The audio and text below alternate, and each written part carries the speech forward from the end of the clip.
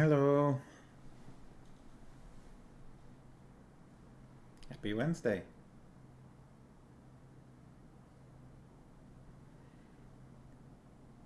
How's it going? Hi, Ben. Hello. Casually licks his lips. Like, I know there's snacks around here.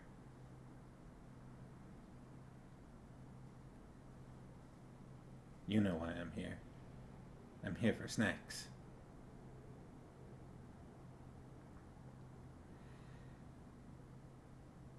Chicken quesadillas. Chicken cheesy breads.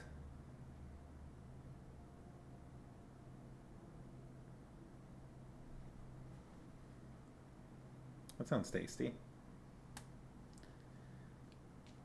We had donaires for lunch, and then I'm probably just gonna have some noodles or something after the stream for sort of a mini dinner.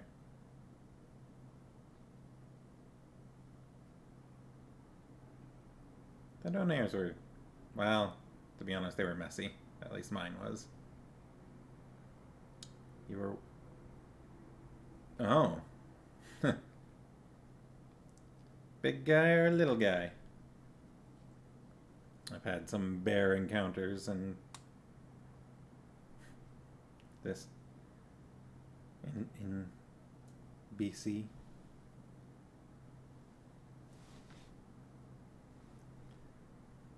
It's been around for a few weeks. Just like a little black bear, I guess. Right? Black bears are the little ones, brown bears are bigger. Or is it the other way around? I always get those confused, even though I've done training on it.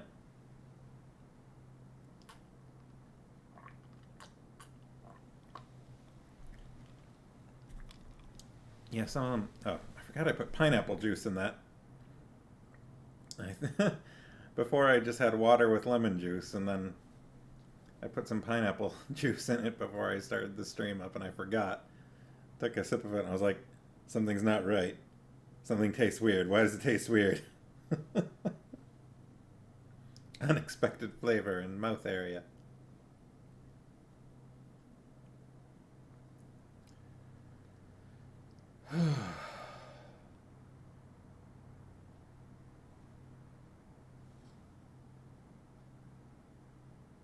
Hey, Ben. They saw a bear about the size of a dog. A large dog. Are you a large dog? No. Even though you try to act like it sometimes.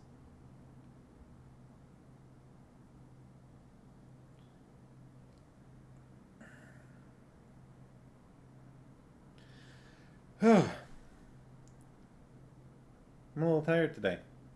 I had a bad sleep last night. You've seen bigger in your complex. Yeah, you gotta be careful when the mama's about. I get more scared if I see a cub than I do if I just see a bear, like a adult bear by itself.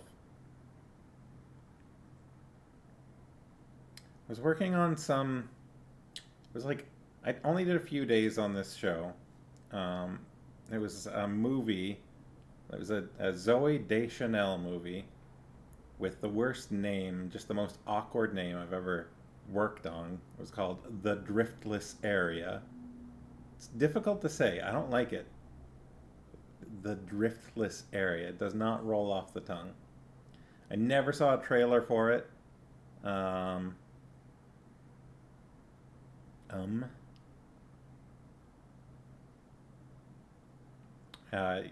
I'm pretty sure it did come out because I think I looked it up later. But yeah, I was out in like somewhere in Coquitlam, I think, or maybe Maple Ridge, and I was just like in this parking lot by myself. It sounds like a euphemism, the driftless area. Um, was just like in this parking lot by myself, by like this lodge or something, and then this bear cub runs through the parking lot, and I was like, oh no, and I bolted for my car because I was like, not safe. Ran past like 10 feet from me. And then later, I think it went through our set where they were filming, and heard them talking about it on the radio. I mean, I gave everyone a heads up that it was there, but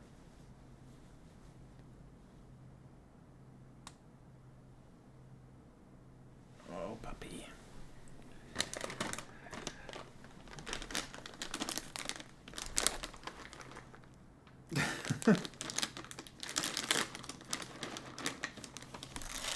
So, yesterday... Oh, I dropped one.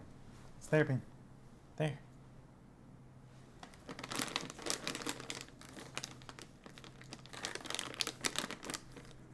Yesterday was Benebic's adoption day.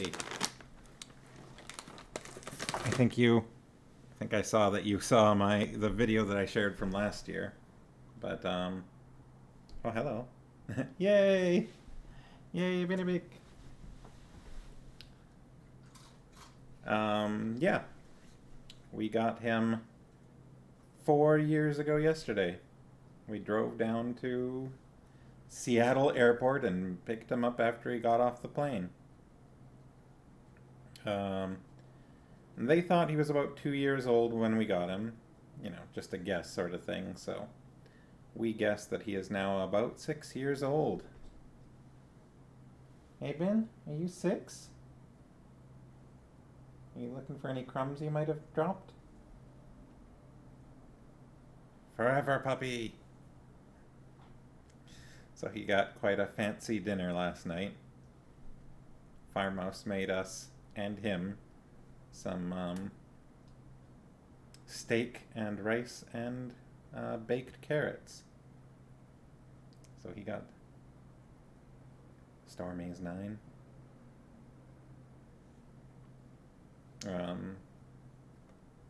Yeah, so he got steak for dinner.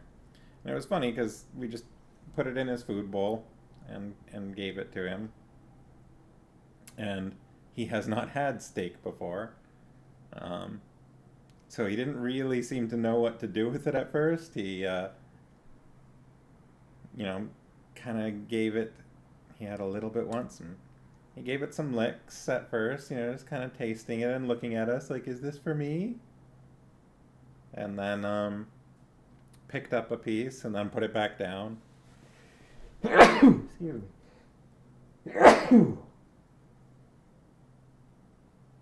Excuse me.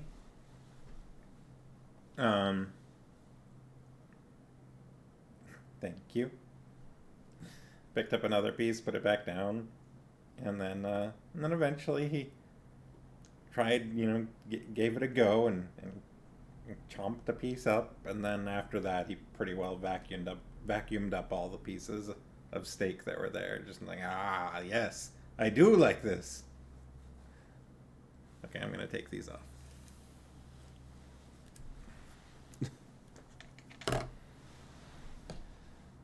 So just, devoured it after that. And then I think it went probably steak, rice, carrots, cucumber was the order that he ate everything. Something like that, maybe. And he had a long outing at the park where he got to play with a bunch of other dogs.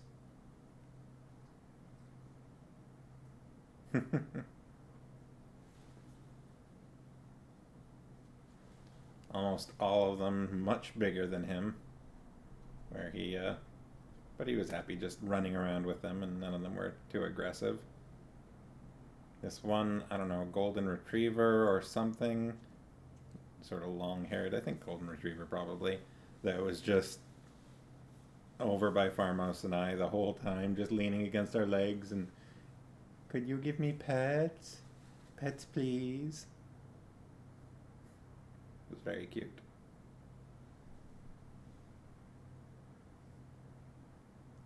Okay. Last one. Last one.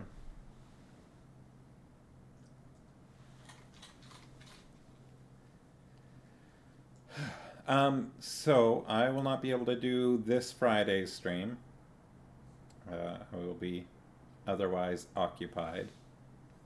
Um, so just as a heads up, I won't be here on Friday. But I'm guessing we can probably, if we try, finish up the book tonight. We'll see how everyone's feeling, huh?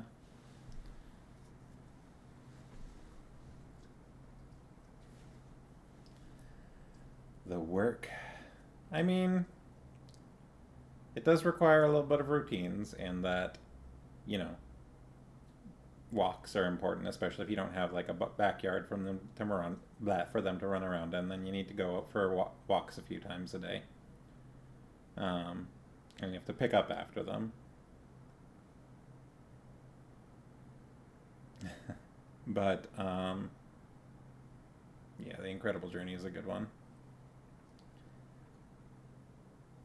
And I guess the only other thing is that you can't really leave them alone for too long. I mean, that depends from one dog to another, but you know, if you're going anywhere for an extended period of time, you either need to bring them with you or find someone to take care of them.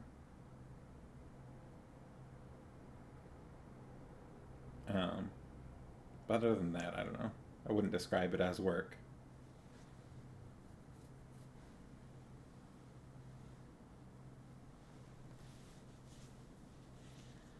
Yeah, so we're on 350 out of 380. So 30 pages to go. 351 technically.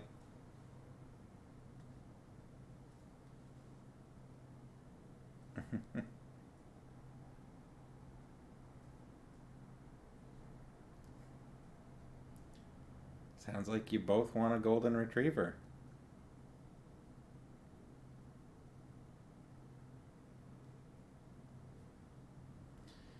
When I was young,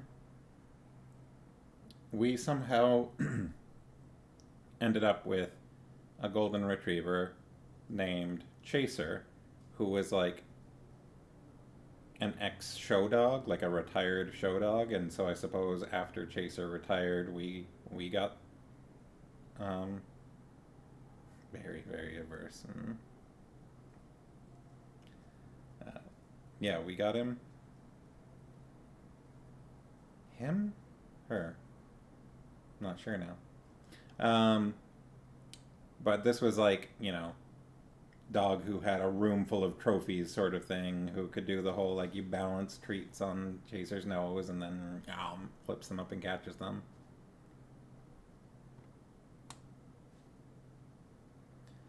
And then yeah, this was when I was quite young. Very good dog.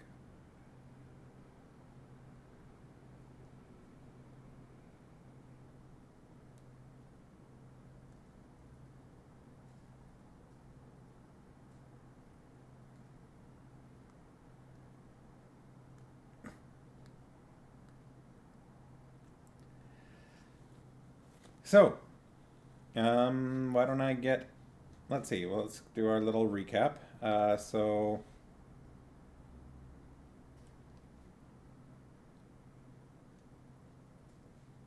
the last time we were here, it was a bit of a little grim, huh?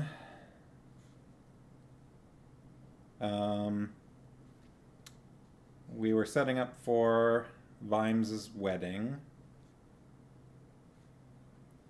There was a few interactions at the Unseen University, which is where it was going to be held. We learned about the organ. The guards were the watch were there to give him an honor guard.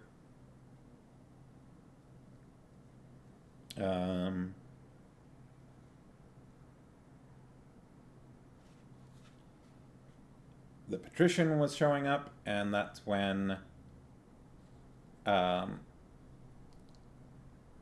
they realized that something was amiss. Carrot started running towards him. The patrician stood up and took a bullet in the leg.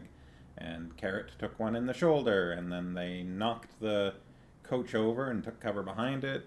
Detritus got grazed, chipped, and poor Cuddy, as it turned out, is now deceased, which was very sad. And Detritus was very upset about that, of course.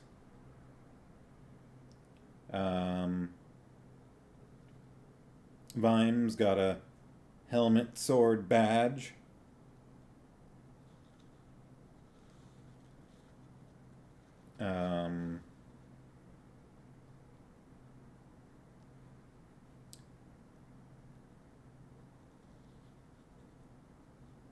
Then Detritus punched his way out of the Unseen University, and Vimes and Carrot confronted Dr. Cruces in the sewers. Because as it turned out, Dr. Cruces killed Edward de Eath and took possession of the gun.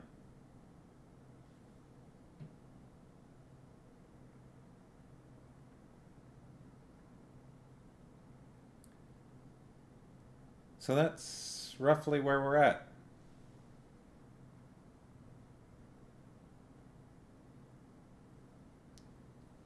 So let's get into it, huh?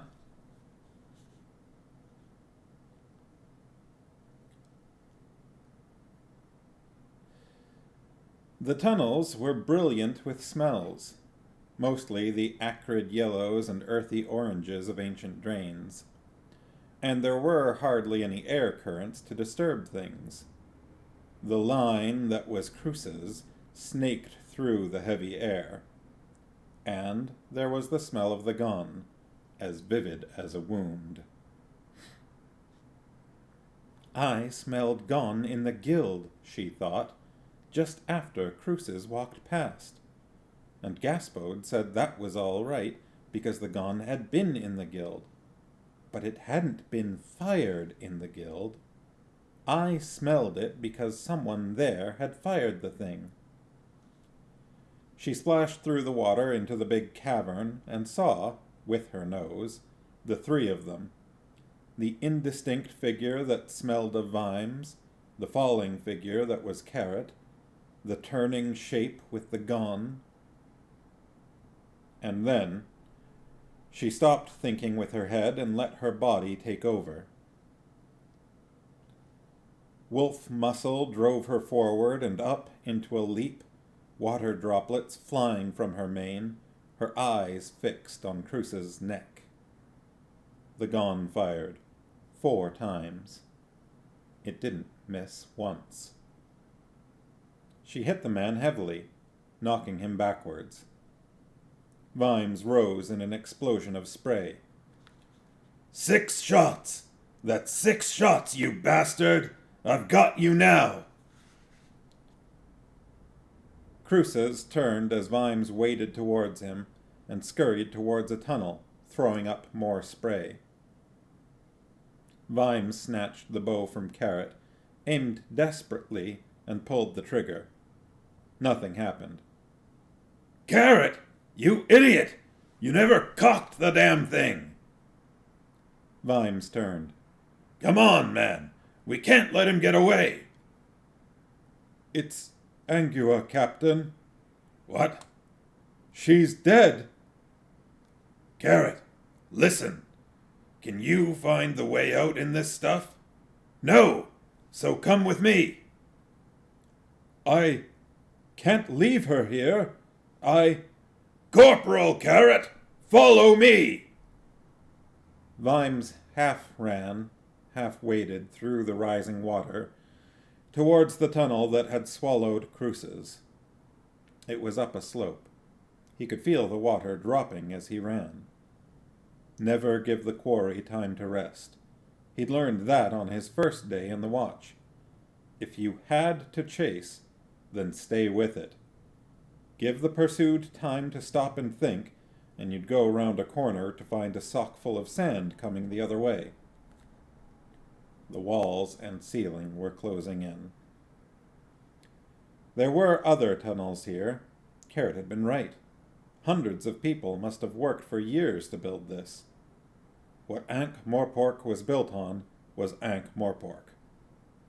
Vimes stopped. There was no sound of splashing, and tunnel mouths all around.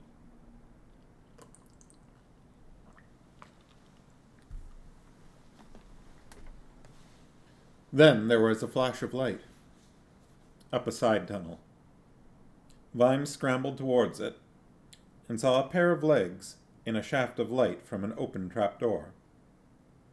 He launched himself at them, and caught a boot just as it was disappearing into the room above. It kicked at him, and he heard Cruces hit the floor.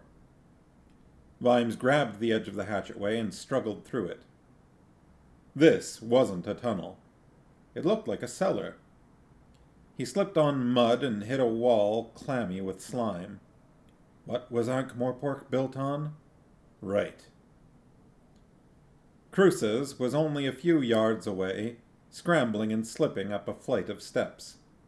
There had been a door at the top, but it had long ago rotted. There were more steps and more rooms. Fire and flood, flood and rebuilding.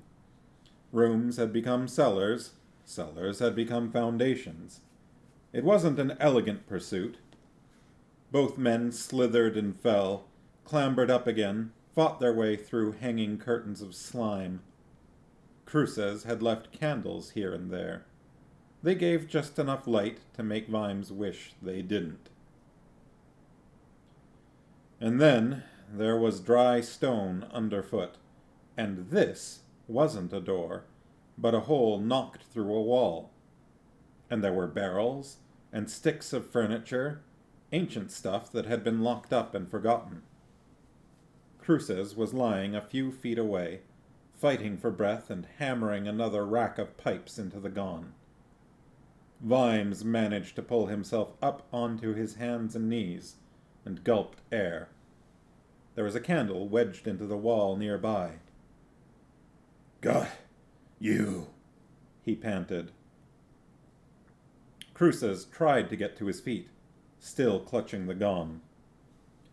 "You're too old to run," Vimes managed. Cruces made it up upright and lurched away. Vimes thought about it. "I'm too old to run," he added, and leapt. The two men rolled in the dust, the Gonne between them. It struck Vimes much later that the last thing any man of sense would do was fight an assassin. They had concealed weapons everywhere. But Cruces wasn't going to let go of the Gonne. He held it grimly in both hands,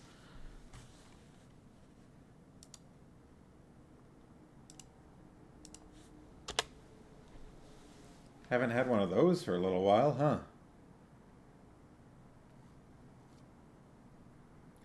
Trying to hit Vimes with the barrel or the butt.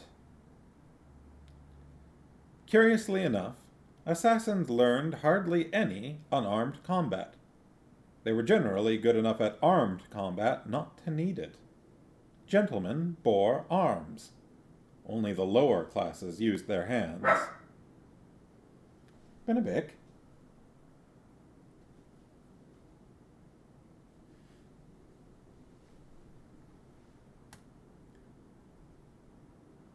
"I've got you," Vimes panted. "You're under arrest. Be under arrest, will you?" But Cruces wouldn't let go. Vimes didn't dare let go. The Gonne would be twisted out of his grip.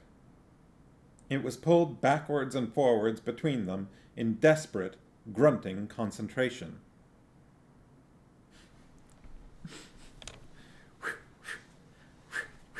While kneeling around,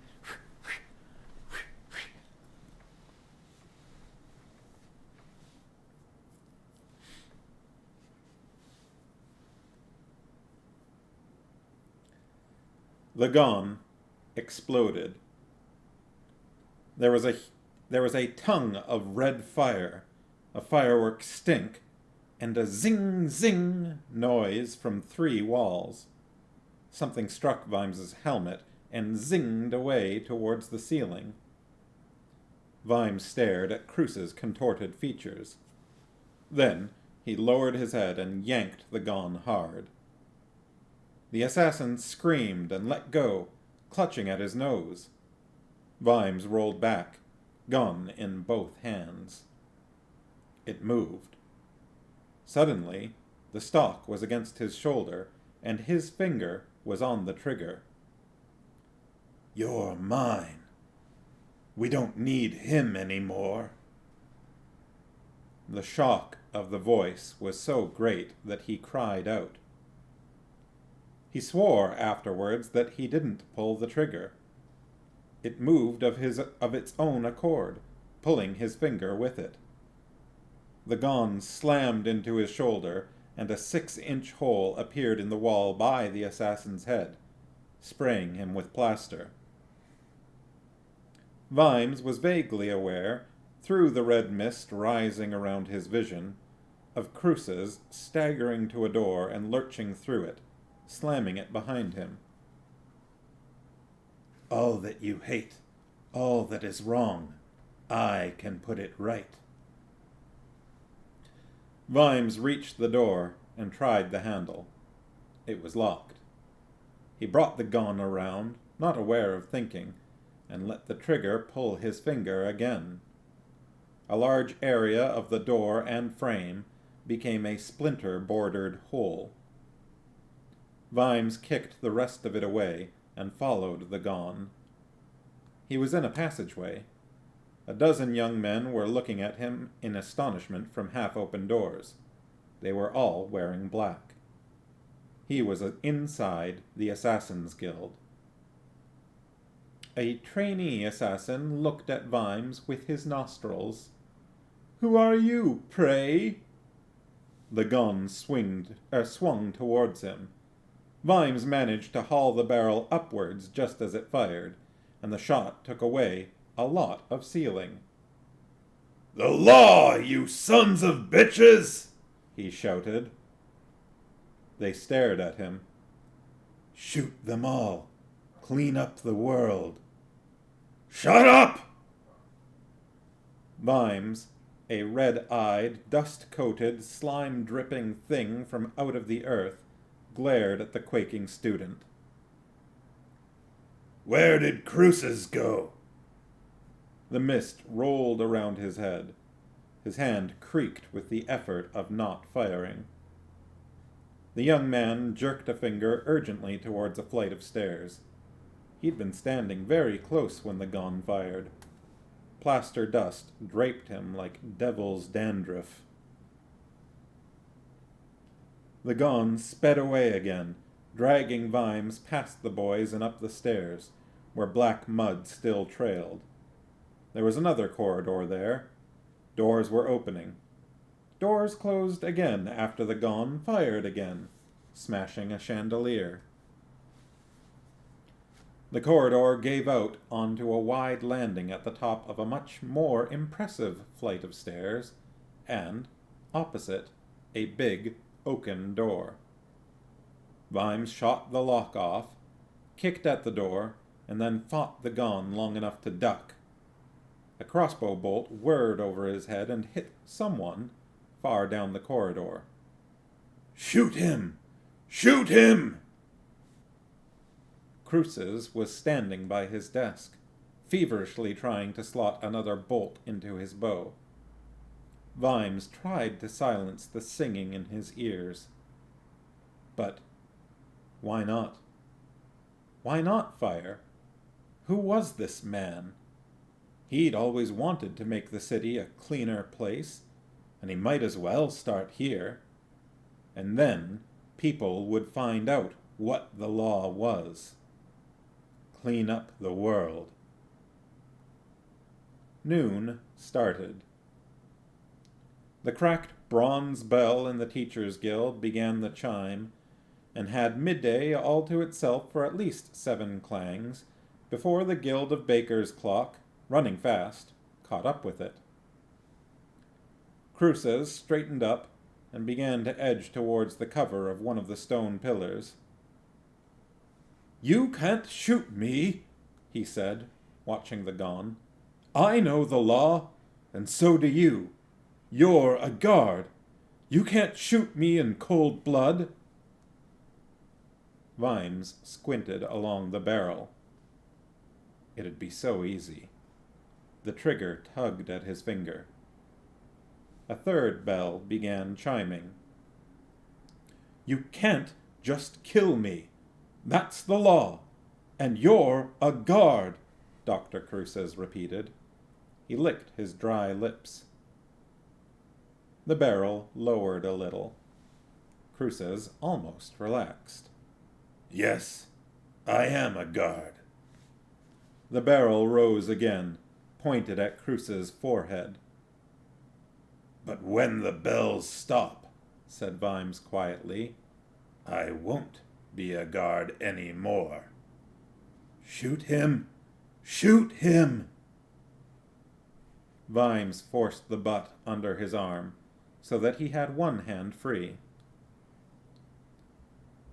"We'll do it by the rules," he said. "By the rules. Got to do it by the rules." Without looking down, he tugged his badge off the remains of his jacket. Even through the mud, it still had a gleam. He'd always kept it polished. When he spun it once or twice, like a coin, the copper caught the light. Cruces watched it like a cat. The bells were slackening. Most of the towers had stopped. Now there was only the sound of the gong on the Temple of Small Gods, and the bells of the Assassins' Guild, which were always fashionably late. The gong stopped. Dr. Cruces put the crossbow, neatly and meticulously, on the desk beside him. "There! I've put it down." "Ah," said Vimes, "but I want to make sure you don't pick it up again." The black bell of the Assassins' Guild hammered its way to noon, and stopped. Silence slammed in like a thunderclap. The little metallic sound as Vimes's badge bounced on the floor filled it from edge to edge. He raised the gun and, gently, let the tension ease out of his hand. A bell started. It was a tinny, jolly little tune, barely to be heard at all except in this pool of silence.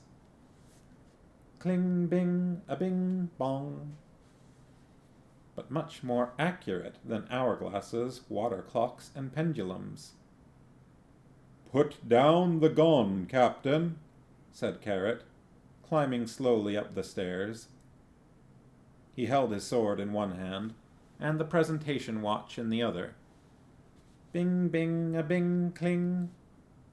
Vimes didn't move. "Put it down. Put it down now, Captain." "I can wait out another bell," said Vimes. A bing, a bing. "Can't let you do that, Captain. It'd be murder." Clong a bing. "You'll stop me, will you?" "Yes." Bing, bing. Vimes turned his head slightly. "He killed Angua. Doesn't that mean anything to you?" Bing, bing, bing, bing. Carrot nodded. "Yes, but personal isn't the same as important." Vimes looked along his arm. The face of Dr. Cruces, mouth open in terror, pivoted on the tip of the barrel. Bing, bing, bing, bing, bing. "Captain Vimes?" Bing. "Captain, Badge 177, Captain. It's never had more than dirt on it.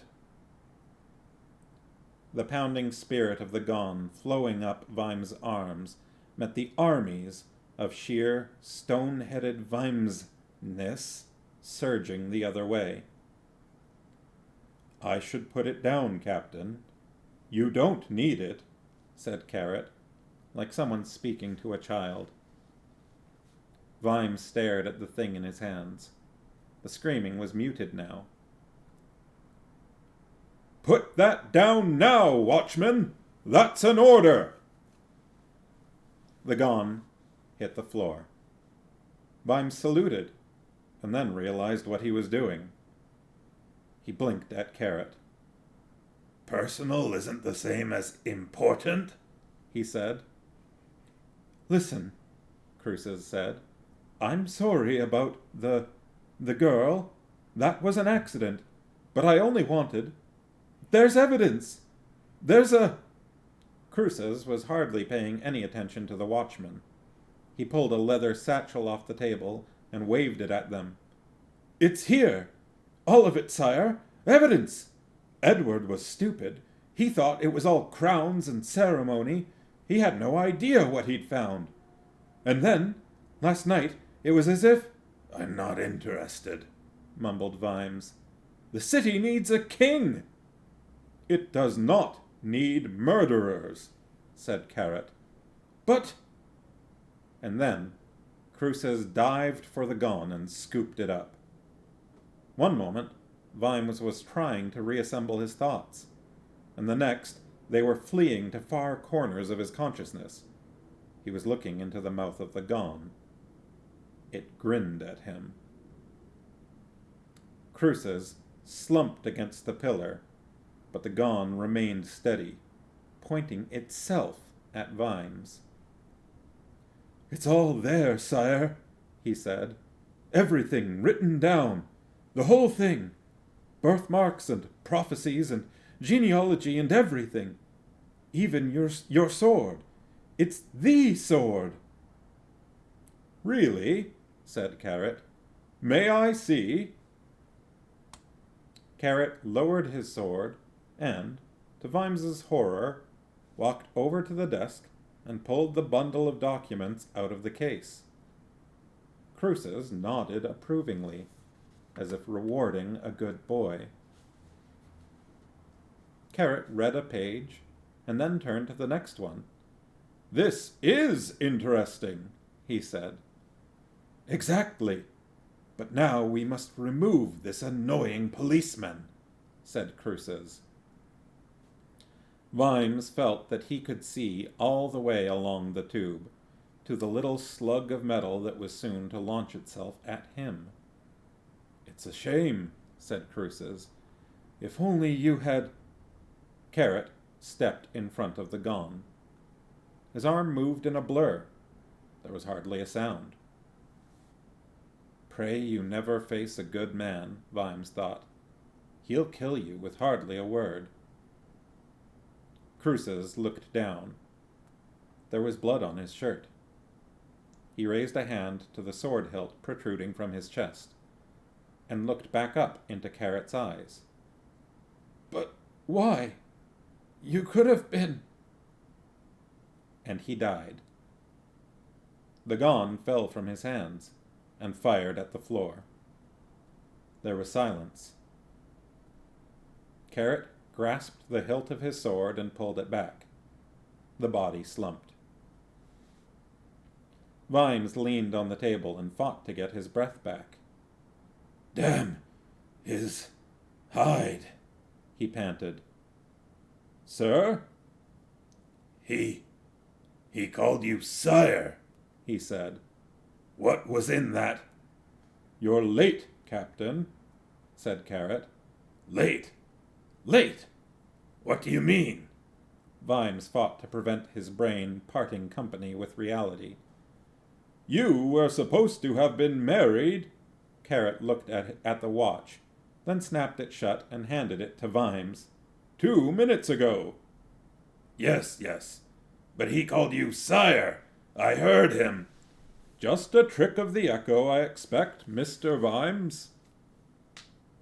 A thought broke through to Vimes's attention. Carrot's sword was a couple of feet long. He'd run Cruce's clean through. But Cruce's had been standing with his back to... Vimes looked at the pillar.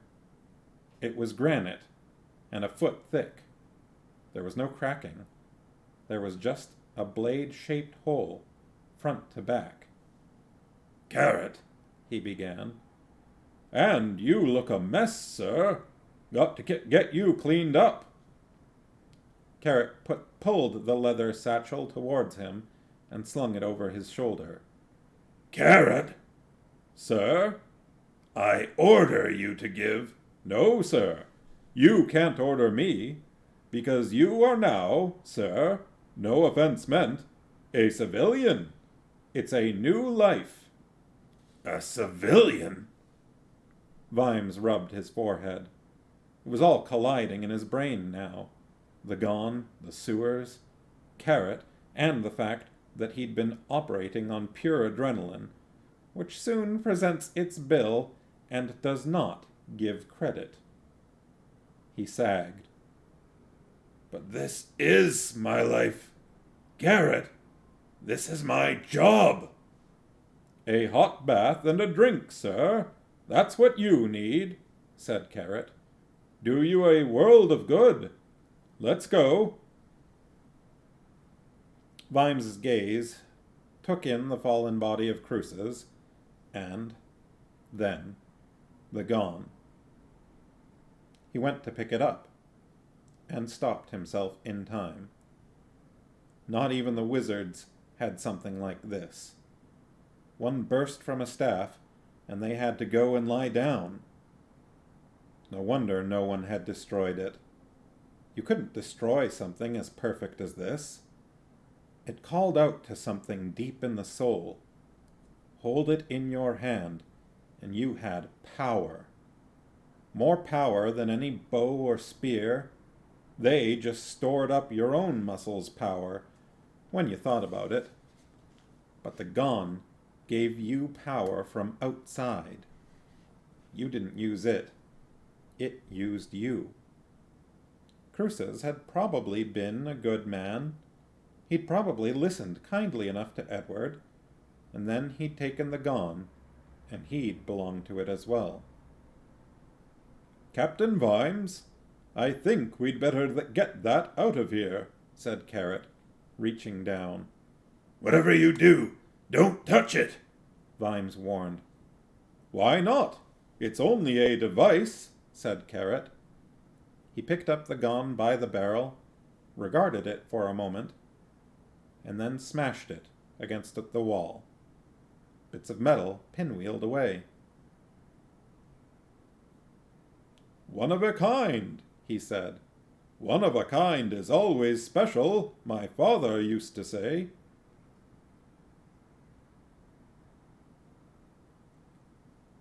Let's be going. I'm assuming that was Carrot saying that part. He opened the door. He shut the door. There's about 100 assassins at the bottom of the stairs, he said. How many bolts have you got for your bow? Said Vimes. He was still staring at the twisted Gonne. One? Then it's a good thing you won't have any chance to reload anyway. There was a polite knock at the door. Carrot glanced at Vimes, who shrugged. He opened the door. It was Downey. He raised an empty hand. You can put down your weapons. I assure you they will not be necessary. Where is Dr. Cruces? Carrot pointed. Ah. He glanced up at the two watchmen. Would you, please, leave his body with us? We will inhume him in our crypt. Vimes pointed at the body. He killed. And now he is dead. And now I must ask you to leave. Downey opened the door. Assassins lined the wide stairs. There wasn't a weapon in sight. But, with assassins, there didn't need to be.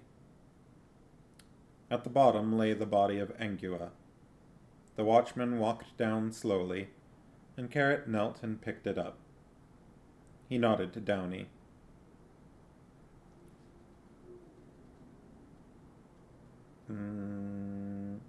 "Shortly we will be sending someone to collect the body of Dr. Cruces," he said. "But I thought we had agreed that—" "No. It must be seen that he is dead. Things must be seen. Things mustn't happen in the dark or behind closed doors."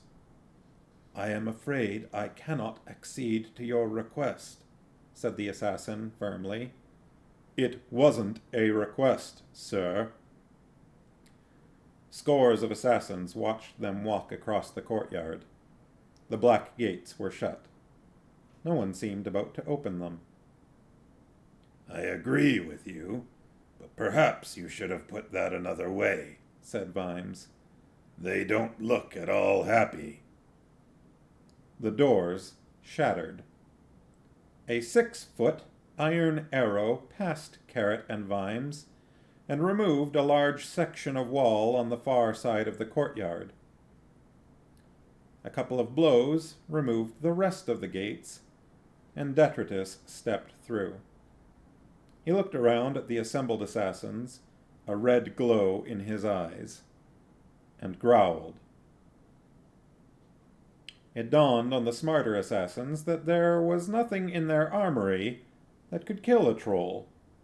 They had fine stiletto knives, but they needed sledgehammers.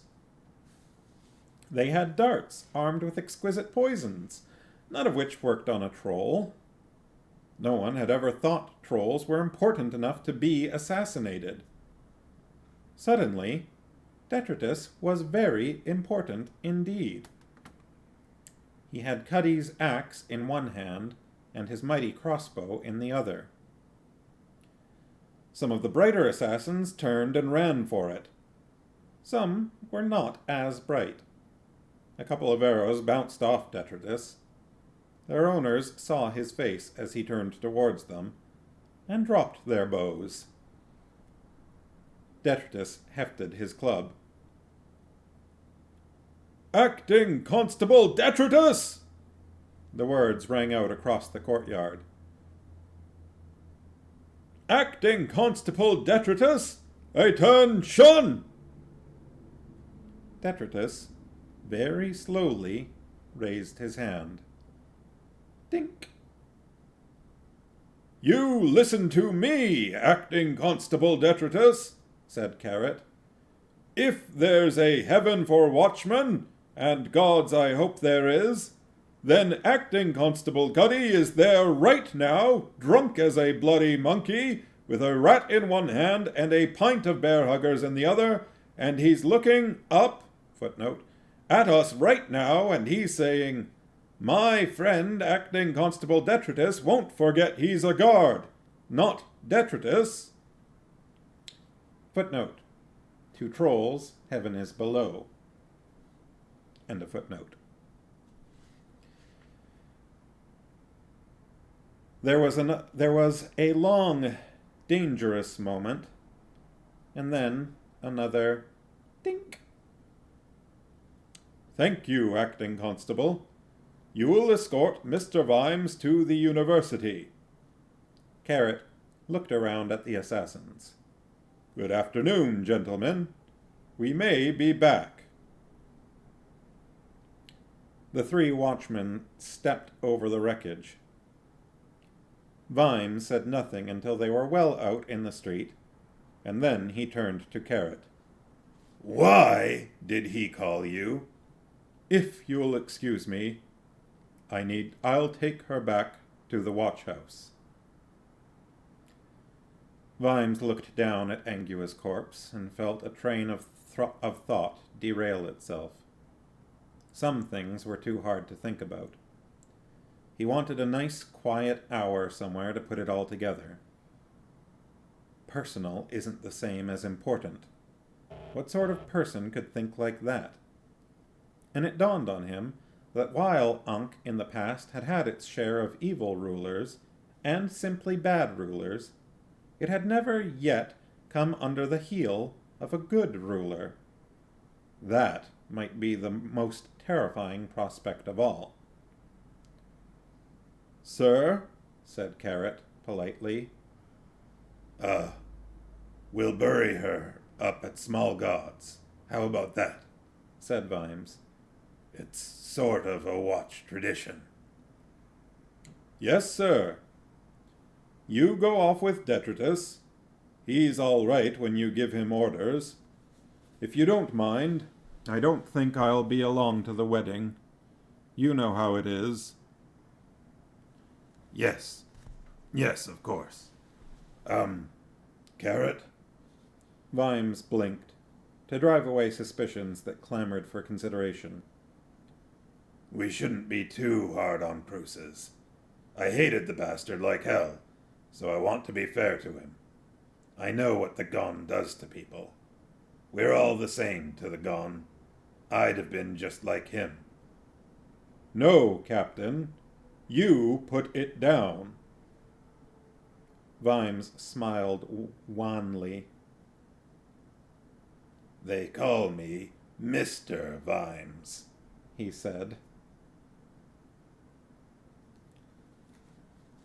Carrot walked back to the watch-house and laid the body of Angua on the slab in the makeshift morgue. Rigor mortis was already setting in. He fetched some water and cleaned her fur as best he could. What he did next would have surprised, say, a troll or a dwarf, or anyone who didn't know about the human mind's reaction to stressful circumstances. He wrote his report. He swept the main room's floor. There was a rota, and it was his turn. He had a wash. He changed his shirt and dressed the wound on his shoulder and cleaned his armor, rubbing with wire wool and a graded series of cloths until he could, once again, see his face in it.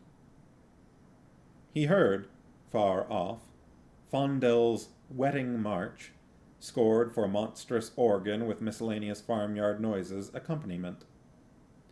He fished out a half-bottle of rum from what Sergeant Colin thought was his secure hiding place, poured himself a very small amount, and drank a toast to the sound, saying, "Here's to Mr. Vimes and Lady Ramkin," in a clear, sincere voice which would have severely embarrassed anyone who had heard it. There was a scratching at the door. He let Gaspode in. The little dog slunk under the table, saying nothing. Then Carrot went up to his room and sat in his chair and looked out of the window. The afternoon wore on. The rain stopped around tea-time. Lights came on all over the city. Presently, the moon rose. The door opened. Angua entered, walking softly. Carrot turned and smiled. "I wasn't certain," he said, "but I thought, well, isn't it only silver that kills them? I just had to hope."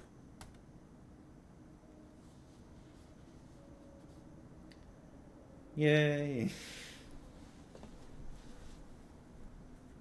Mister called it 2 pages ago.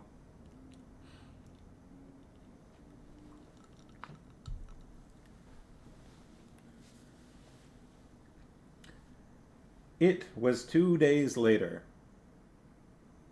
He asked about the silver, too. The rain had set in. It didn't pour. It slouched out of the gray clouds, running in rivulets through the mud. It filled the Ankh, which slurped once again through its underground kingdom.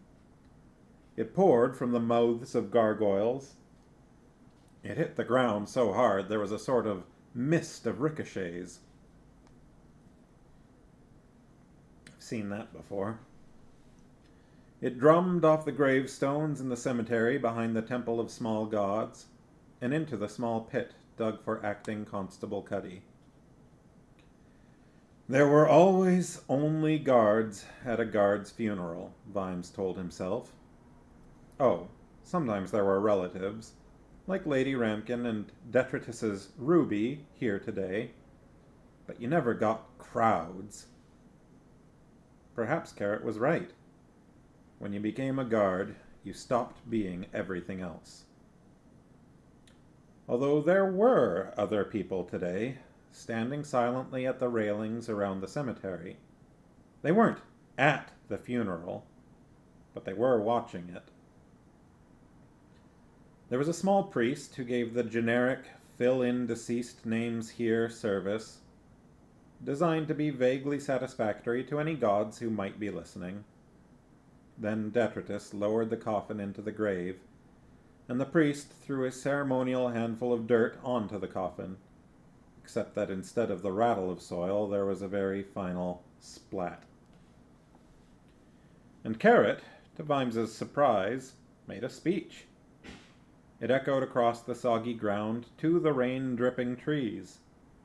It was really based around the only text you could use on this occasion. He was my friend. He was one of us. He was a good copper. He was a good copper. That had got said at every guard funeral Vimes had ever attended. It'd probably be said even at Corporal Nobbs's funeral, although everyone would have their fingers crossed behind their backs. It was what you had to say. Vimes stared at the coffin, and then a strange feeling came creeping over him, as insidiously as the rain trickling down the back of his neck. It wasn't exactly a suspicion. If it stayed in his mind long enough, it would be a suspicion. But right now, it was only a faint tingle of a hunch.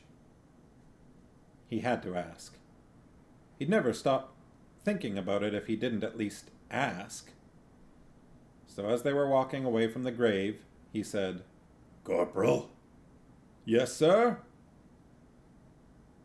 no one's found the Gonne, then?" "No, sir." "Someone said you had it last." "I must have put it down somewhere. You know how busy it all was." "Yes. Oh, yes. I'm pretty sure I saw you carry most of it out of the guild." "Must have done, sir." "Yes. I hope you put it somewhere safe, then. Do you think you left it somewhere safe?"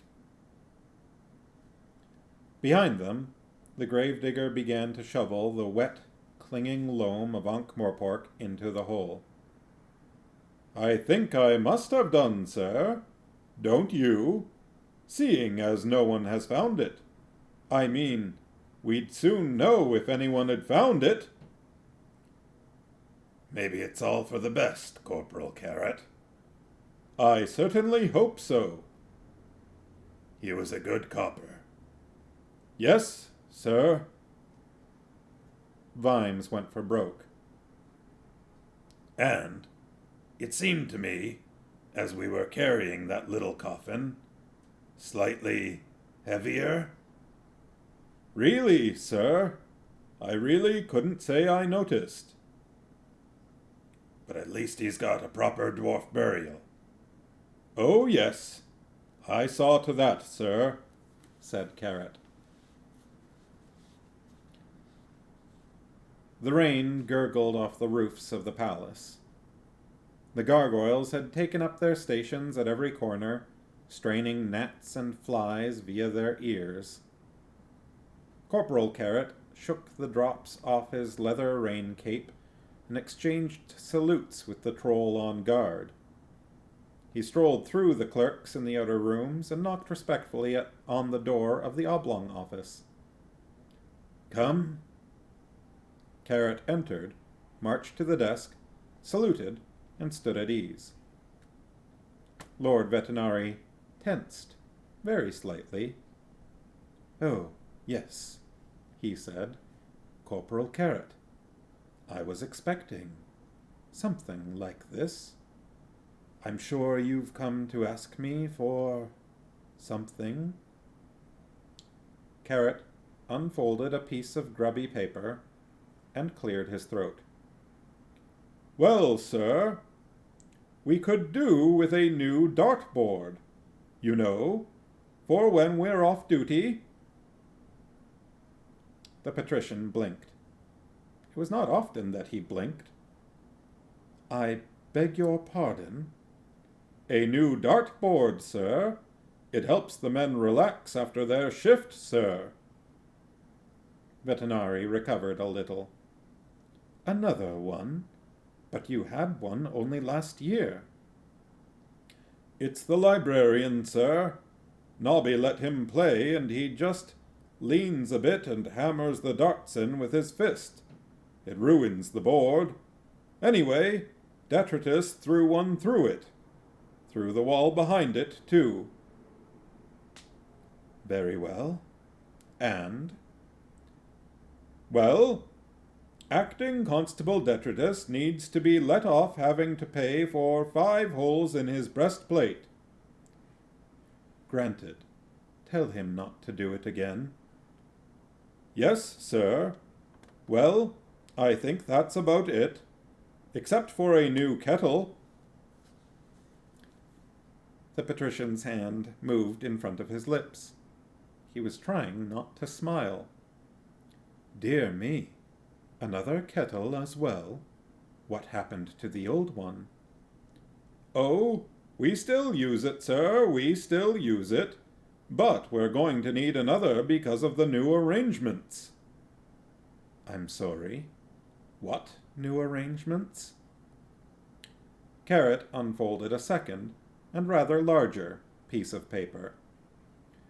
The watch to be brought up to an establishment strength of 56, the old watch houses at the River Gate, the Deosil Gate, and the Hubwards Gate to be reopened and manned on a 24-hour basis.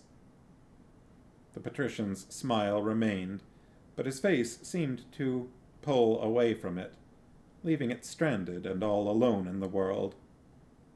A department for, well, we haven't got a name for it yet, but for looking at clues and things like dead bodies, e.g., how long they've been dead.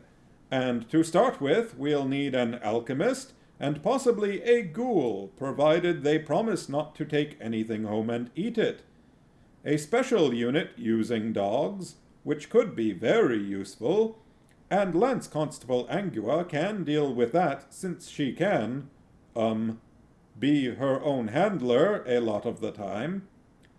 A request here from Corporal Nobbs that watchmen be allowed all the weapons they can carry, although I'd be obliged if you said no to that. Lord Vetinari waved his hand. All right, he said. I can see how this is going. And supposing I say no?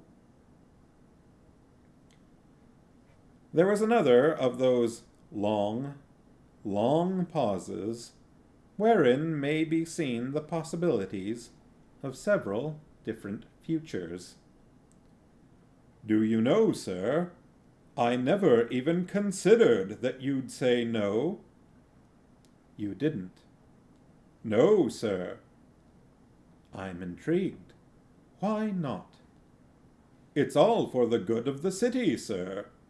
Do you know where the word policeman comes from? It means man of the city, sir, from the old word polis. Yes, I do know.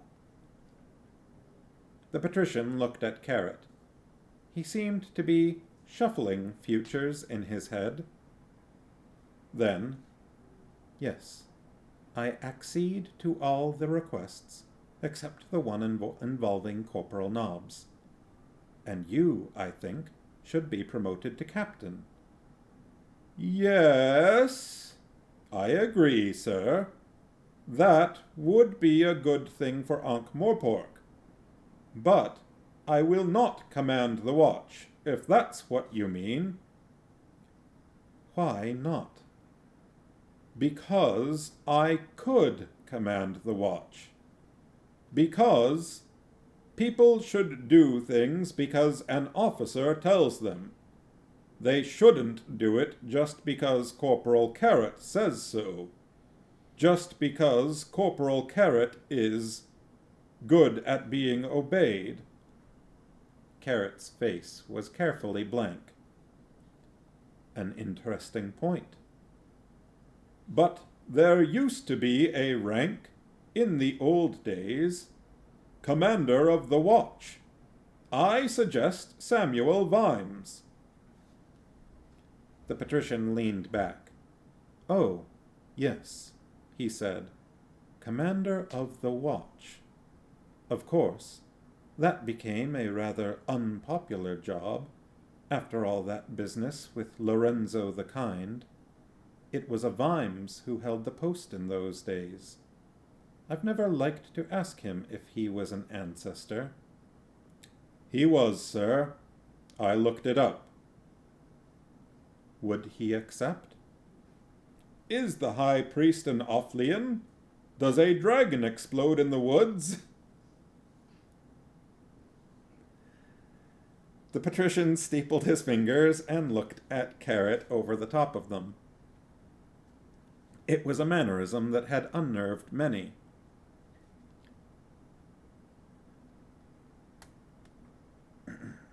But you see, Captain, the trouble with Sam Vimes is that he upsets a lot of important people, and I think that a commander of the watch would have to move in very exalted circles, attend guild functions. They exchanged glances. The patrician got the best of the bargain, since Carrot's face was bigger. Both of them were trying not to grin. An excellent choice, in fact, said the patrician. You might use that from now on. Does a dragon explode in the woods?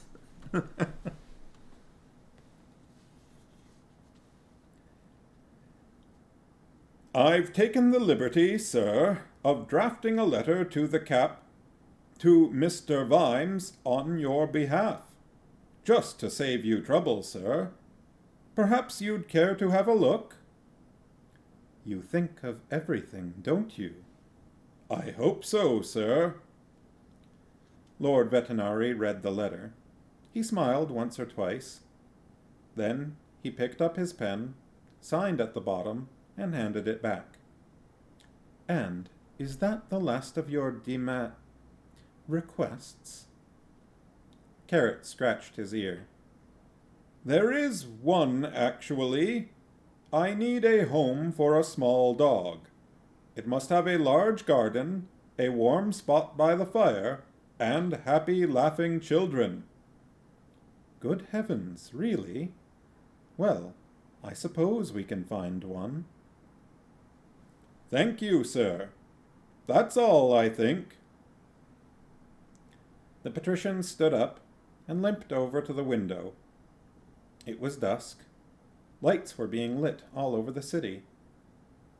With his back to Carrot, he said, Tell me, Captain, this business about there being an heir to the throne, what do you think about it? I don't think about it, sir. That's all sword in a stone nonsense. Kings don't come out of nowhere waving a sword and putting everything right. Everyone knows that. But there was some talk of evidence. No one seems to know where it is, sir. When I spoke to Commander Vimes, he said you'd got it. Then I must have put it down somewhere. I'm sure I couldn't say where, sir. My word. I hope you absent-mindedly put it down somewhere safe. I'm sure it's well guarded, sir. I think you've learned a lot from Commander Vimes, Captain. Sir, my father always said I was a quick learner, sir. Perhaps the city does need a king, though. Have you considered that? Like a fish needs a thing that doesn't work underwater, sir.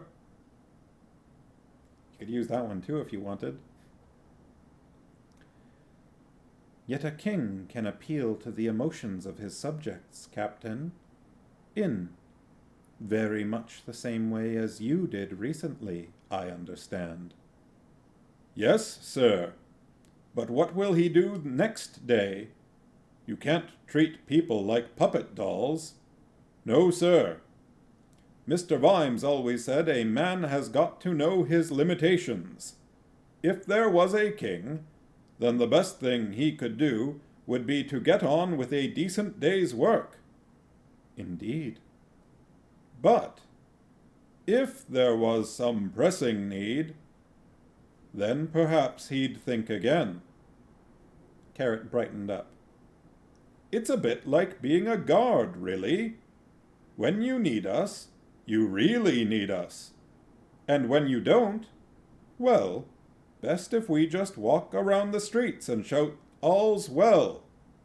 Providing all is well, of course. Captain Carrot, said Lord Vetinari, because we understand one another so well, and I think we do understand one another, there is something I'd like to show you. Come this way. He led the way into the throne room, which was empty at this time of day. As he hobbled across the wide floor, he pointed ahead of him. I expect you know what that is, Captain? Oh, yes, the golden throne of Ankh-Morpork. And no one has sat in it for many hundreds of years. Have you ever wondered about it? Exactly what do you mean, sir? So much gold, when even the brass has been stripped off the brass bridge.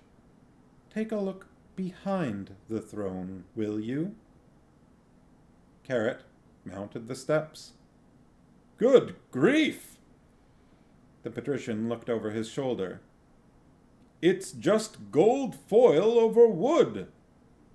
Quite so. There was hardly even wood anymore.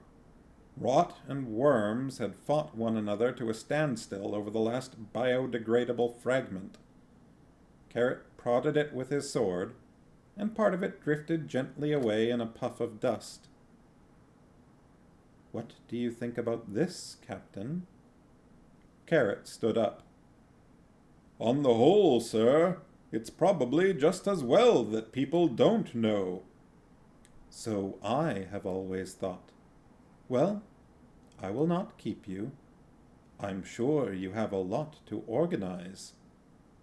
Carrot saluted. Thank you, sir. I gather that you and, Constable Angua are getting along well? We have a very good understanding, sir. Of course, there will be minor difficulties, said Carrot. But, to look on the positive side, I've got someone who's always ready for a walk around the city.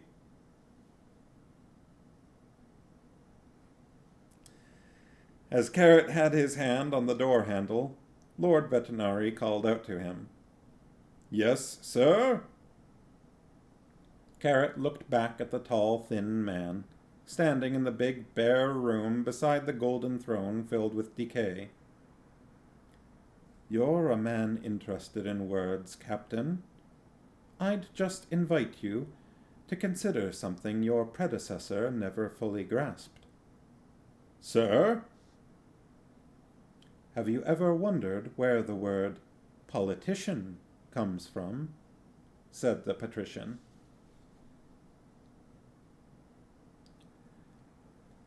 And then there's the Committee of the Sunshine Sanctuary, said Lady Ramkin, from her side of the dining table. "We must get you on that, and the Country Landowners Association, and the Friendly Flamethrowers League. Cheer up! You will find your time will just fill up like nobody's business." "Yes, dear," said Vimes. The days stretched ahead of him, just filling up like nobody's business with committees and good works and nobody's business. It was probably better than walking the streets. Lady Sybil and Mr. Vimes. He sighed. Sybil Vimes, née Ramkin, looked at him with an expression of faint concern. For as long as she'd known him, Sam Vimes had been vibrating with the internal anger of a man who wants to arrest the gods for not doing it right, and then he'd handed in his badge, and he was, well, not exactly Sam Vimes anymore. The clock in the corner chimed 8 o'clock. Vimes pulled out his presentation watch and opened it. "That clock's 5 minutes fast," he said, above the tinkling chimes. He snapped the lid shut and read again the words on it. "A watch from your old friends in the watch."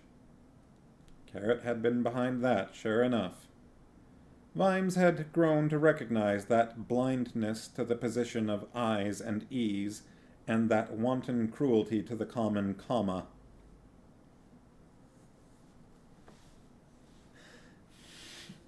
Accurate. "They said goodbye to you, they took you out of the measure of your days, and they gave you a watch." "Excuse me, m'lady."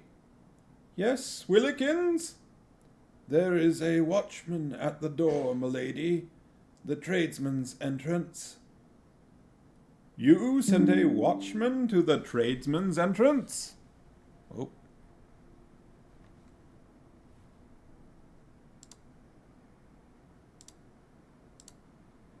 Something happened.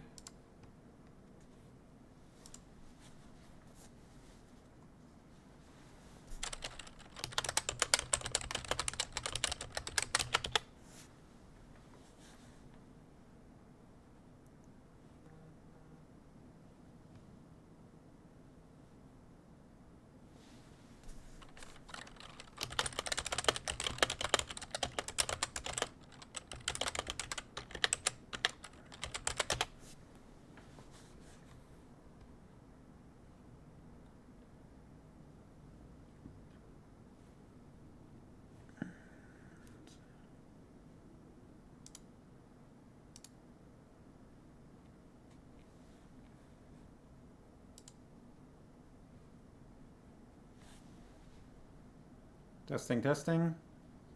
I think it's working. Looks good to me. Everyone else okay?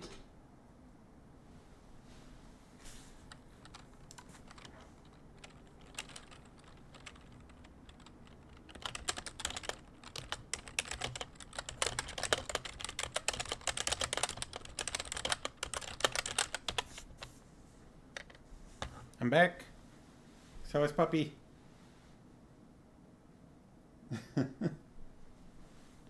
Alright, I will rewind a few lines.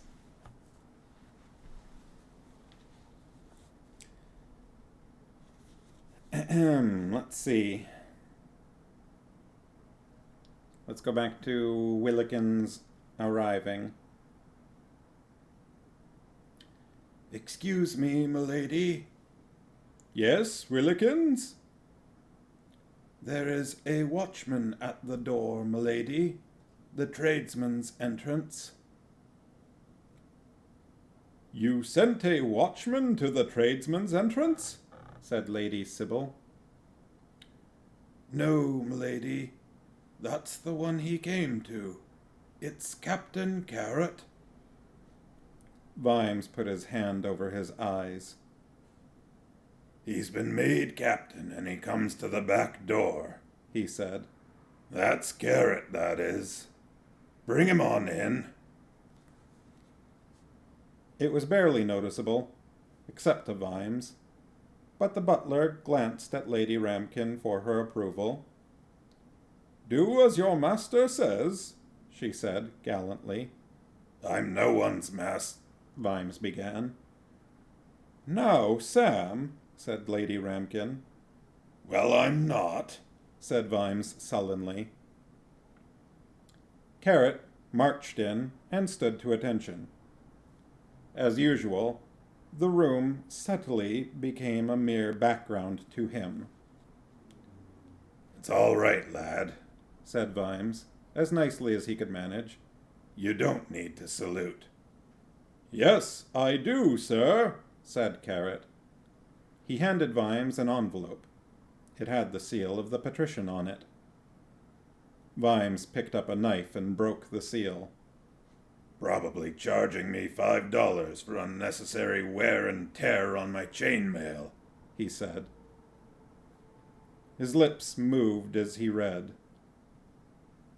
Blimey, he said eventually. 56. Yes, sir. Detritus is looking forward to breaking them in.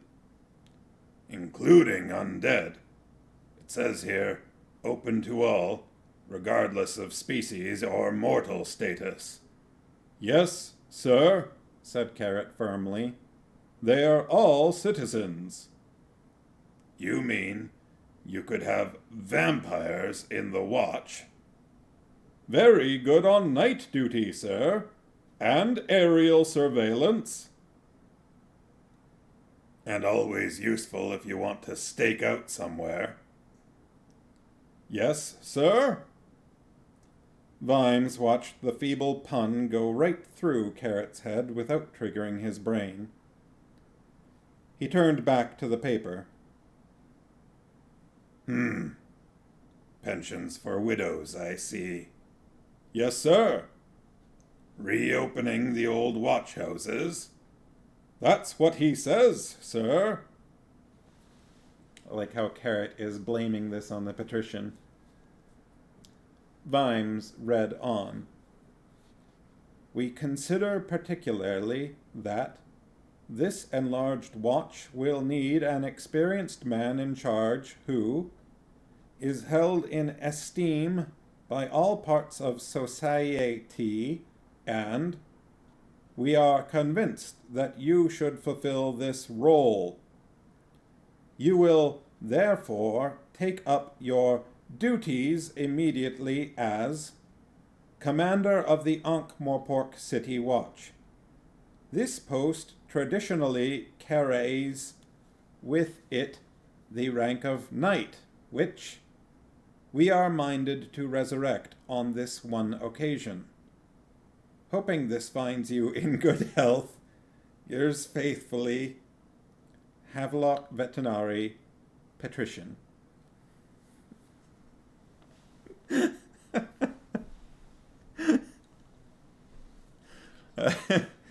I love the hoping this finds you in good health at the bottom.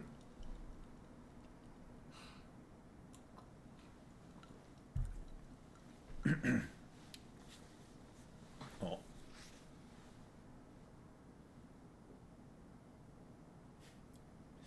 Not too much longer, Ben. That letter's so cute. Yeah, not too much longer. Tired puppy, yeah. Vimes read it again. He drummed his fingers on the table. There was no doubt that the signature was genuine, but... Captain Carrot? Sir! Carrot stared straight ahead of him with the glistening air of one busting with duty and efficiency and an absolute resolve to duck and dodge any direct questions put to him.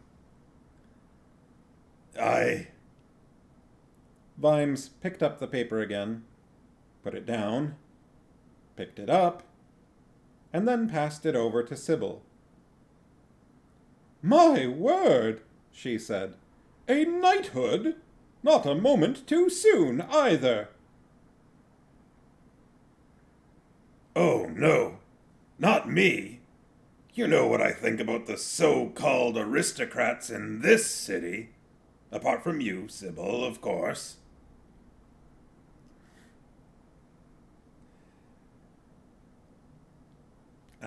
That little stream elements thing came up because I had to restart the stream to get it working again. Perhaps it's about time the general stock was improved then, said Lady Ramkin.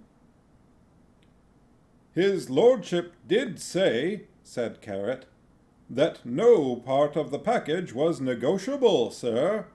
I mean, it's all or nothing, if you understand me. All Yes, sir. or nothing. Yes, sir. Vimes drummed his fingers on the table. You've won, haven't you? He said. You've won. Sir? Don't understand, sir, said Carrot, radiating honest ignorance. There was another dangerous silence.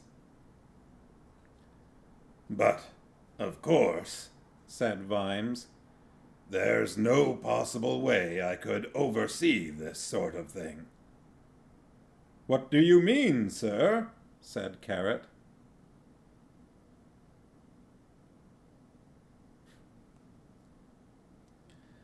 Vimes pulled the candelabra towards him and thumped the paper with a finger. Well, look what it says here.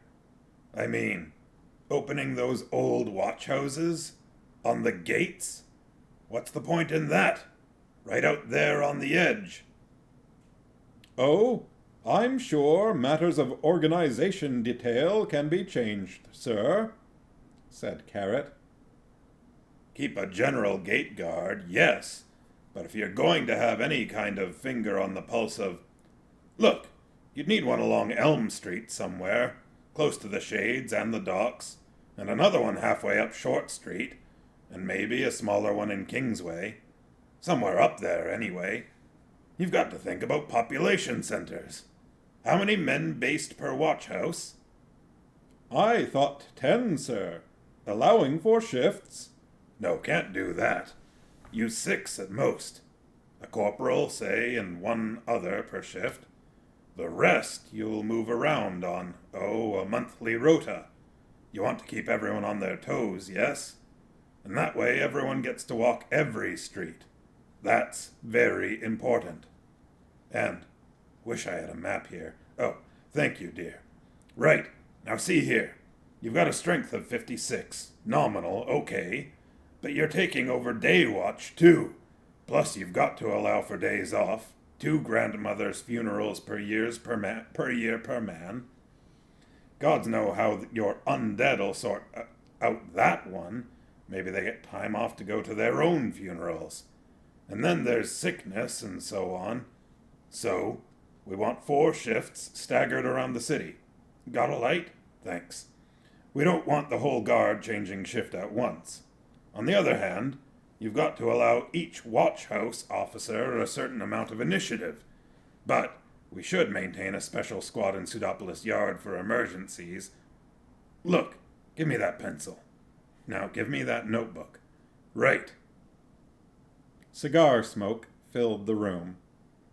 The little presentation watch played every quarter of an hour, entirely unheeded. Lady Sybil smiled and shut the door behind her and went to feed the dragons. Dearest Mum and Dad, well, here is amazing news, for I am now captain! 2 exclamation marks. It has been a very busy and varied week all round, as I shall now recount. And only one thing more. There was a large house in one of the nicer areas of Ankh, with a spacious garden with a children's treehouse in it, and, quite probably, a warm spot by the fire. and a window breaking. Gaspode landed on the lawn and ran like hell towards the fence. Flower-scented bubbles streamed off his coat. He was wearing a ribbon with a bow on it and carrying in his mouth a bowl labeled Mr. Huggy. He dug his way frantically under the fence and squirmed into the road. A fresh pile of horse droppings took care of the floral smell, and 5 minutes of scratching removed the bow. Not a bloody flea left, He moaned, dropping the bowl. and I nearly had the complete set. Whee-yo! I'm well out of that. Huh! Gaspode brightened up. It was Tuesday. That meant steak and suspicious organs pie at the Thieves' Guild, and the head cook there was known to be susceptible to a thumping tail and a penetrating stare. And holding an empty bowl in your mouth and looking pathetic was a surefire winner, if Gaspode was any judge. It shouldn't take too long to claw off Mr. Huggy.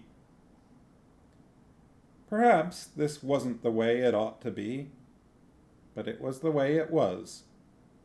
On the whole, he reflected, it could have been a lot worse. The end.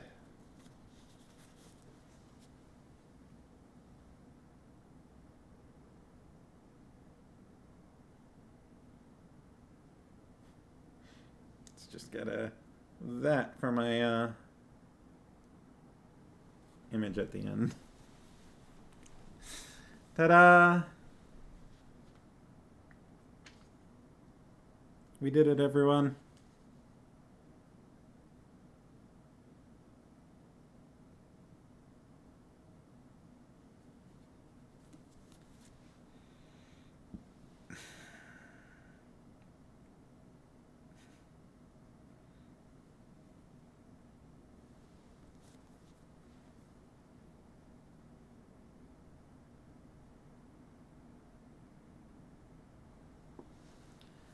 Well,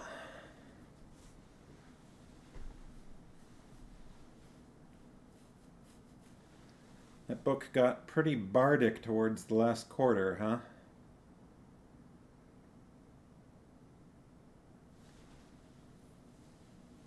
What did you all think?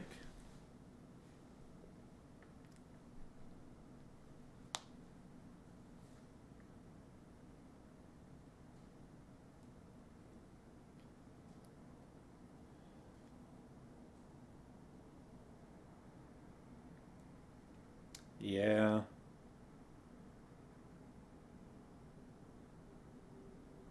I agree with both of those.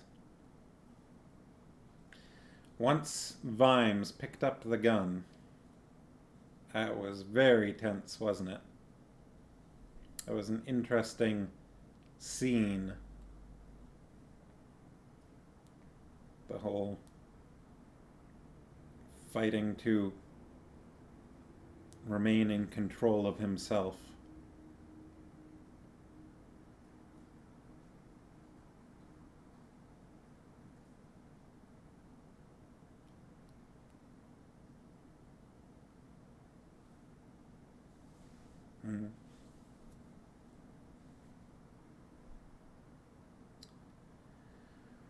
Well, and also interesting how Carrot stops Vimes from killing Cruces, but then kills Cruces himself.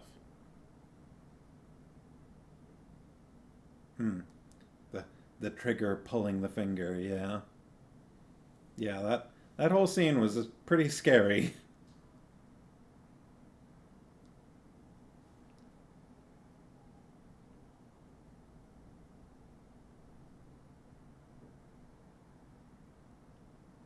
Also, I appreciate the way that sometimes some of these sort of throwback bits are done, where you've got multiple people throughout the book mentioning how pulling a sword out of a stone is no big deal. Now, putting the sword into the stone, that would be a big deal.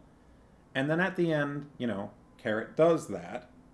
And it's made quite obvious that that's what it's referring to, but it doesn't say it explicitly, right?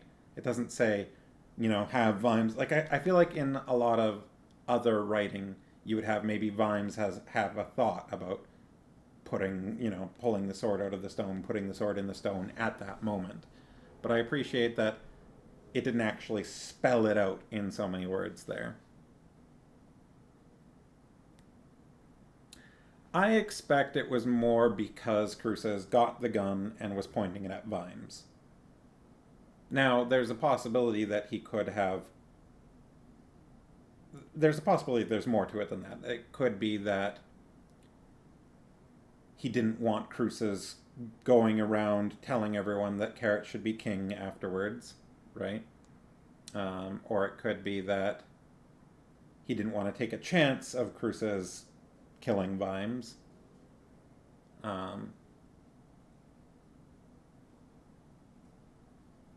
Probably a mixture of those two things, really. I don't think it's likely that it's to remove Cruces from the picture, but at the same time, occasionally Carrot can be a bit cold-blooded.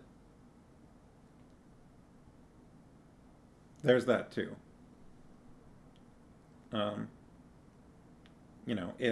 If Vimes had shot Cruces, Vimes probably wouldn't exist anymore, right? It would be the whole, like,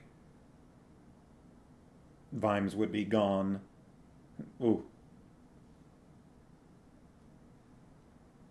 I didn't mean it like that, but I did mean it like that. Vimes would be gone.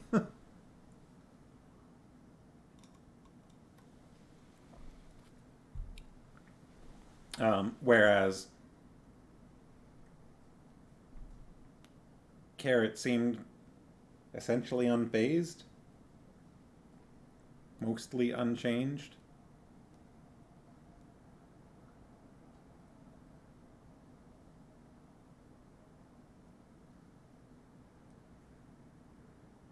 Something like that.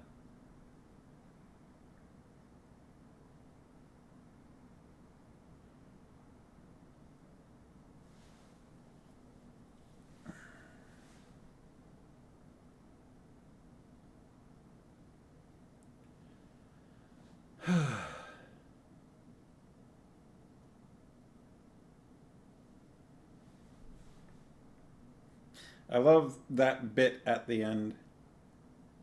Oh yeah, definitely. The Gonne definitely had a lot in common with the ring. I was thinking about that as well. A little bit more explicitly sentient and a little more explicitly evil, I think, but a lot of similarities.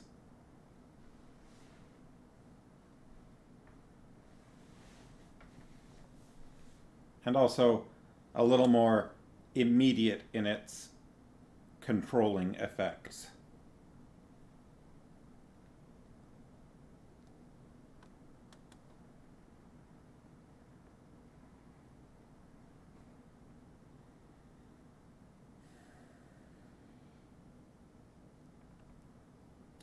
It's also kind of interesting to see how it affected different people.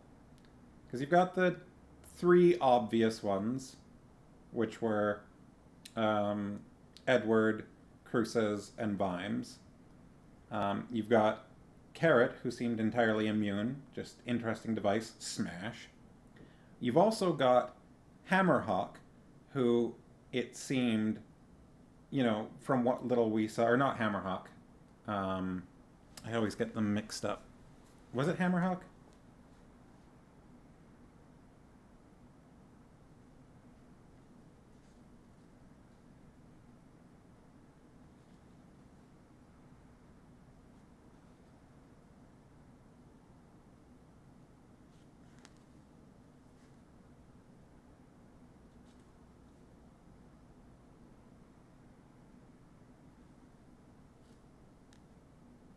Just trying to think. In that moment, Carrot gave you some Bombadil vibes. Mm-hmm.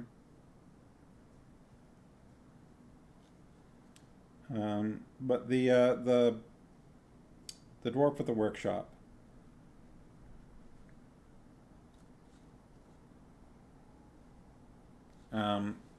who was just sort of interested, but also the implication was he was going to make more, right? He had to die because he'd make more guns.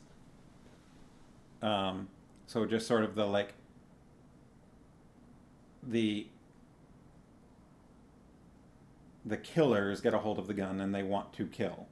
The craftsman gets a hold of the gun and wants to make more. But it was also like it was specifically like he couldn't live because he'd make more of them, and that would be no good. And then there's also, of course, Leonard of Quirm, who invented the gun, and the patrician, and the two of them seemed probably mostly unaffected by it, but also neither of them destroyed it. Right? Carrot.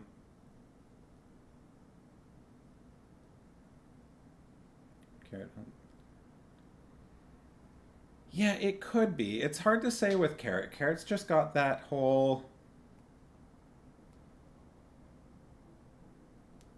I don't know. I guess the power is part of it, but also it's kind of like Carrot is inherently powerful, right? Carrot has, like you said, Carrot has all the power he wants, but he also just has a lot of power in a variety of ways, right? He's got the whole kingliness to him that seems to sort of empower almost all aspects of him. And I think that is including sort of just making him more or less immune to the pull of the gun. Or maybe, maybe that's part of why he destroyed it, was because he didn't want to be susceptible to it.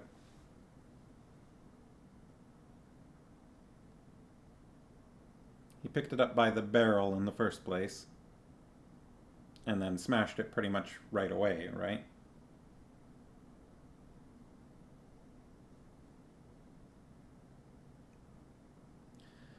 That bit at the end with Vimes, though, just at the very end where Carrot, gives him the letter detailing how the watch is going to be laid out, and Vimes goes, "That's not right. We've got to do better than that. It can't be the way that it was, the watch houses where they were, that's no good. It's got to be here and here. You got to take population centers into account." He just doesn't even accept the post, just falls into it and just starts doing it. I love that bit at the end where he doesn't even seem to realize that that's what's happening. And Sybil's just like, here we go. That's better. I'll leave him to it.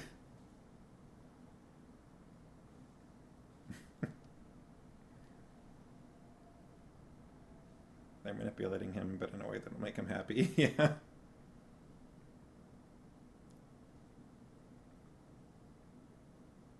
I don't think it took very much manipulating.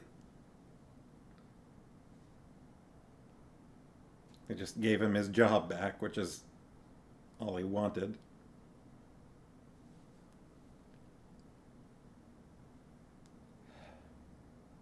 It's interesting. I like the way that the Discworld, and specifically Ankh-Morpork, works through the books. In that it starts out old-fashioned, in a very specific way, right? Like, in the earliest books, I don't think it was as, there weren't all trolls and dwarfs and things in the city coexisting.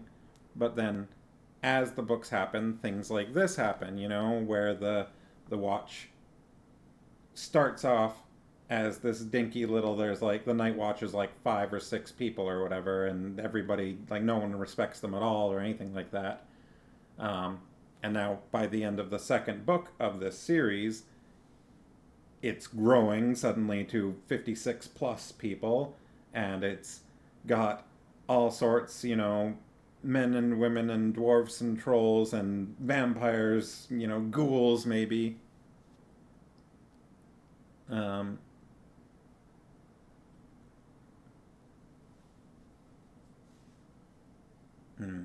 yeah. Well, speaking of, what's the next? Not that I think that we're necessarily going to, but let me just double check.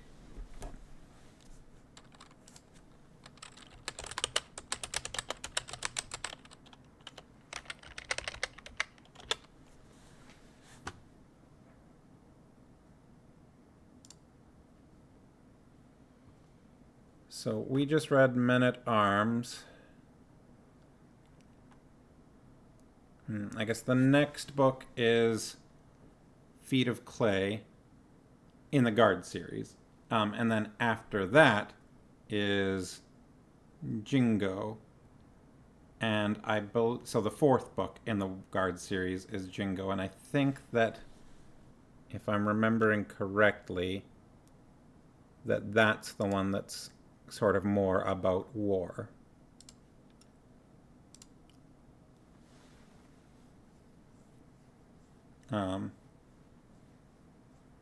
Both of them, like, I mean, I don't know. I like all of the books in this series. I didn't finish the very last one of this series. I read part of it, but it was kind of really heavy, and also, I don't know. It was at the time where it was after Sir Terry had been diagnosed with early onset Alzheimer's, and the writing, I don't know. It's not that the writing wasn't good, but it didn't feel entirely the same to me, and I don't know if that was just me being influenced with that knowledge myself. But it was a very dark book. I should go and finish it at some time.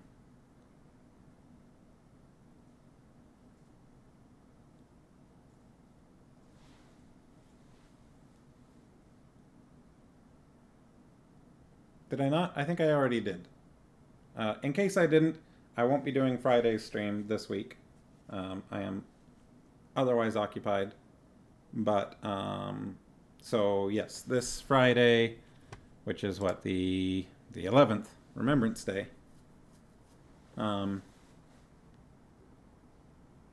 I won't be here then.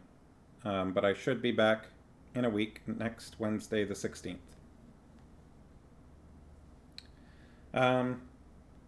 And not, what, like a week and a half ago, we had a house showing. It was this couple, and it sounds like they are still interested, which is good. And they might be booking another viewing of our house soon so that they can come with one more person that might be living with them. So fingers crossed that that comes through. Maybe we'll actually be able to sell the place. So that's the only thing I could think of that might come up that would get in the way of next Wednesday. But otherwise, I should be back here on the 16th.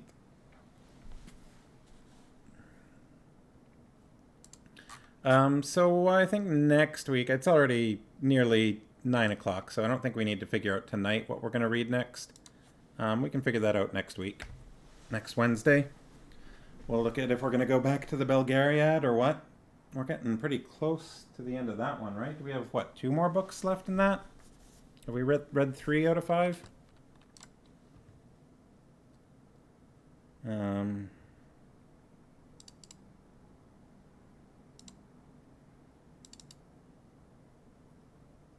We read Pawn of Prophecy, Queen of Sorcery, and Magician's Gambit. Yeah, so we should have 2 more left. I think next is...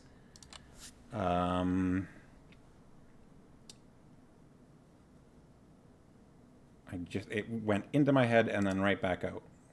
We read Pawn of Prophecy, Queen of Sorcery, Magician's Gambit. Enchanter's Endgame is the final one.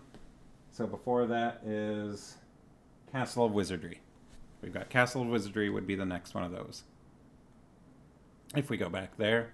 But we can talk about that next Wednesday. So yeah. Have a good night and a good rest of the week. And then a good weekend. And then a good next week. And then I'll see you 7 days from today. Next Wednesday. Alright. Thanks for getting through another book with me. I enjoyed it, even if it was heavy. Occasionally. Some of the parts of that book are much darker than the previous 2 Discworld books we've read. But it was interesting and some really good commentary. All right. Does a dragon explode in the woods? Good night.